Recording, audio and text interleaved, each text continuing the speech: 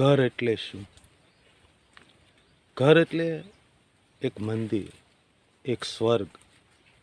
ઘર છે ને એની અંદર કેવું વાતાવરણ છે, એનાથી આપણા છોકરા એ સંસ્કાર મેળવતા હોય છે. એક સ્ત્રી હોય અને પોતાના સાસુ સસરા આવે ત્યારે એની હારે કેવું વર્તન કરે, પોતાની નણંદ આવે ત્યારે એની હારે કેવું વર્તન કરે, અને પિયરમાંથી પોતાનો ભાઈ આવે ત્યારે એની હારે કેવું વર્તન કરે, એમની બેન આવે તો એની હારે કેવું વર્તન કરે.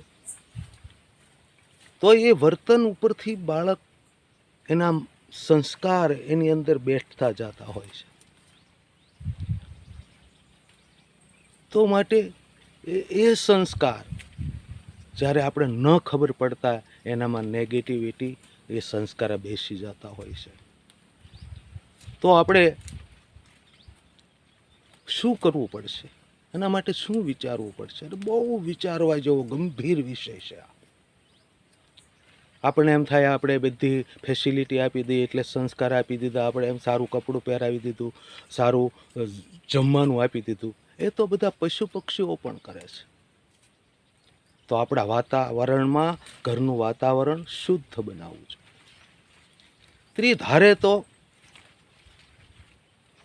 જ્યારે જ્યારે આ દેશની અંદર ધર્મ ધ્રુજ્યો છે, કોઈ પુરુષ હતાશ થઈ ગયો છે, ત્યારે આપણા ઇતિહાસ તપાસો. એની અંદરથી ઊભો કર્યો છે આ નારી તું નારાયણ.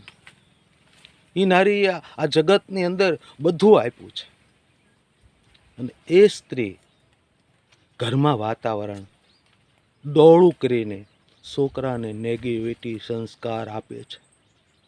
અને એ સંસ્કાર આપણને વળતર સહિત, વ્યાજ સહિત એ આપણા છોકરા આપણને આપશે.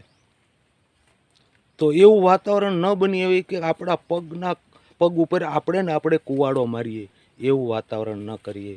સ્ત્રી ધારે તો ઘરને મંદિર બનાવી શકે, ખૂબ સારું વાતાવરણ કરી શકે. મારા બાળકોમાં સારા સંસ્કારો મારા વાતથી આવતા હોય છે, એ વાતથી હું આપ્યા કરું, આવું કહી અને બધાય આવા સંસ્કારો, આવું વાતાવરણ ઘરને મંદિર બનાવે, ઘરને સ્વર્ગ બનાવે. એ સાથે બધાને જય શ્રી કૃષ્ણ.